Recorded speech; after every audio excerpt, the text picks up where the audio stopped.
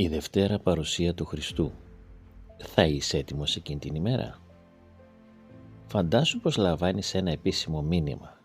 Ο πρωθυπουργός της χώρας σου θα έρθει στο σπίτι σου σε λίγες μέρες. Δεν σου λέει ποια μέρα. Δεν σου λέει ποια ώρα. Μόνο ότι έρχεται. Τι θα έκανες? Σίγουρα θα τακτοποιήσεις στο σπίτι. Θα προετοιμαζόσουν. Δεν θα το άφηνες στην τύχη. Τώρα σκέψου κάτι ασύγκριτα πιο μεγάλο. Η Αγία Γραφή μιλά ξεκάθαρα για τη Δευτέρα Παρουσία του Χριστού. Όχι ως συμβολισμό, όχι ως ιδέα, αλλά ως πραγματικό παγκόσμιο γεγονός. Ο Ιησούς υποσχέθηκε ότι θα επιστρέψει και δεν είναι εθνητός πρωθυπουργός. Είναι ο κυρίαρχος του σύμπαντος. Θα έρθει πίσω στη γη, σύντομα. Δεν αποκάλυψε την ημέρα, ούτε την ώρα, αλλά αποκάλυψε τι θα συμβεί όταν έρθει. Σήμερα θα δούμε 10 μεγάλες αλήθειες από τη Γραφή για τη Δευτέρα Παρουσία του Χριστού. Πώς θα γίνει, τι θα συμβεί στους πιστούς, τι θα συμβεί σε όσους δεν είναι έτοιμοι. Αυτά αφορούν προσωπικά τον καθένα μας. Αν σε ενδιαφέρουν τέτοια θέματα, κάνε εγγραφή στο κανάλι για να μην χάσεις τα επόμενα. Το ερώτημα δεν είναι αν θα γίνει Δευτέρα Παρουσία. Το ερώτημα είναι, θα είσαι έτοιμος εκείνη την ημέρα? 1. Η υπόσχεση. Λίγο πριν φύγει από τη γη, ο Ιησούς είπε στους μαθητές του: «Πηγαίνω να σας ετοιμάσω τόπο και αφού πάω και σας ετοιμάσω τόπο, έρχομαι πάλι». Δεν είπε ίσως, είπε έρχομαι πάλι. Ήρθε ήδη μια φορά, σαν μωρό στη Βιθλεέμ. Θα έρθει πάλι, αλλά ως βασιλιάς. Αυτή τη δεύτερη έλευση την ονομάζουμε Δευτέρα Παρουσία. Αφού ο ίδιος ο Χριστός υποσχέθηκε ότι θα έρθει, θα κρατήσει την υπόσχεσή του. 2. Ο Χριστός θα επιστρέψει ορατά. Πολλοί σήμερα μιλούν για μια μυστική επιστροφή. Αλλά τι συνέβη όταν ο Χριστός έφυγε? Οι μαθητές τον έβλεπαν, δεν εξαφανίστηκε, δεν έγινε αόρατος, αναλήφθηκε μπροστά στα μάτια τους. Και τότε 2 άγγελοι εμφανίστηκαν και είπαν στους μαθητές: «Άνδρες Γαλιλαίοι, γιατί στέκεστε κοιτάζοντας τον ουρανό? Αυτός ο Ιησούς που αναλήφθηκε από εσάς στον ουρανό θα έρθει έτσι με τον ίδιο τρόπο που τον είδατε να πορεύεται στον ουρανό». Όταν ο Χριστός ανέβηκε στον ουρανό, έφυγε ορατά. Άρα θα επιστρέψει με τον ίδιο τρόπο. Κάθε άνθρωπος στη γη θα δει τον Χριστό όταν επιστρέψει. Πιστεύεις ότι η επιστροφή του Χριστού θα είναι ορατή και παγκόσμια? Γράψε τη σκέψη σου στα σχόλια. 3. Θα επιστρέψει ηχηρά. Η Δευτέρα Παρουσία δεν θα είναι μόνο ορατή, αλλά και ηχηρή. Ο Κύριος θα κατέβει από τον ουρανό με πρόσταγμα, με φωνή αρχαγγέλου και με σάλπιγγα Θεού. Πρόσταγμα, φωνή αρχαγγέλου, σάλπιγγα Θεού. Ο Χριστός δεν θα έρθει μυστικά. Η Δευτέρα Παρουσία δεν θα είναι ψίθυρος. Θα είναι γεγονός που διακόπτει την ανθρώπινη ιστορία. 4. Θα επιστρέψει με όλους τους αγγέλους του. Η Δευτέρα Παρουσία δεν θα είναι μόνο ορατή και ηχηρή, θα είναι και ένδοξη. Όταν έρθει ο Υιός του ανθρώπου μέσα στη δόξα του και όλοι οι Άγιοι Άγγελοι μαζί του, τότε θα καθίσει πάνω στο θρόνο της δόξας του. Υπάρχουν αναρρύθμιτοι άγγελοι, όλοι θα έρθουν μαζί του. Ακόμη και ένας άγγελος μπορεί να κάνει τη γη να τρέμει. Φαντάσου πώς θα είναι όταν έρθουν όλοι. Η Δευτέρα Παρουσία δεν είναι απλώς μια επανεμφάνιση, είναι βασιλική έλευση. 5. Θα επιστρέψει για τους δικούς του. Μάθαμε πώς θα επιστρέψει, αλλά γιατί θα έρθει? Στην παραβολή των 10 Παρθένων, ο Χριστός περιέγραψε τη Δευτέρα Παρουσία με μία φράση: «Να, ο νυμφίος έρχεται. Ο Χριστός δεν παρουσιάζεται ως καταστροφέας, αλλά ως νυμφίος. Ο Χριστός είναι ο γαμπρός και η πιστή, η Εκκλησία, είναι η νύφη.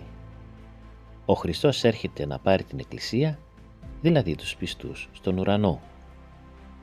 6. Η Ανάσταση των νεκρών. Ωραία. Ο Χριστός έρχεται να πάρει την Εκκλησία, τους πιστούς.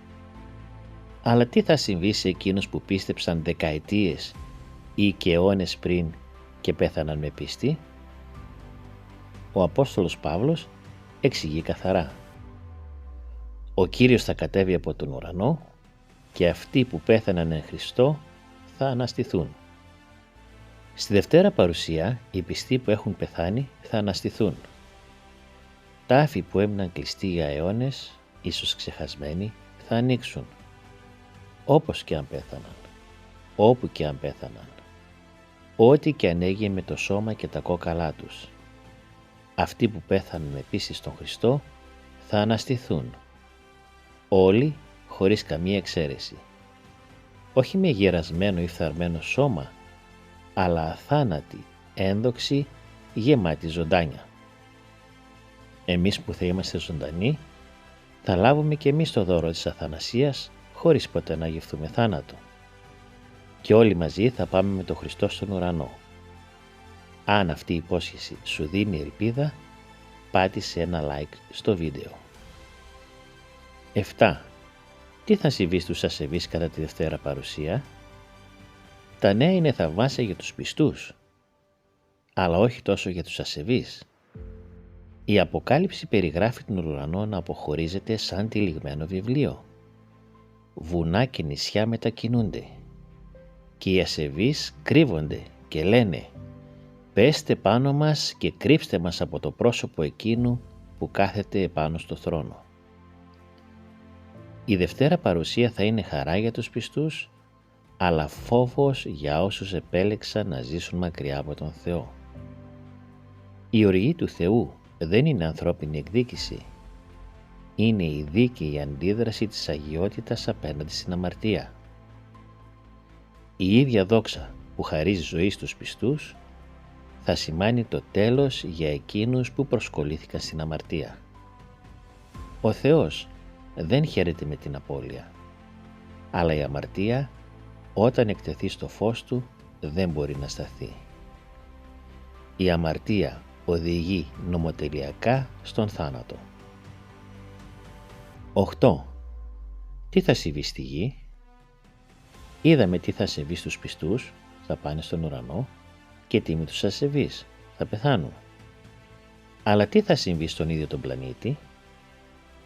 Και έγιναν φωνές και βροντές και αστραπές και έγινε ένας μεγάλος σεισμός που δεν έχει γίνει αφότου οι άνθρωποι υπήρχαν επάνω στη γη.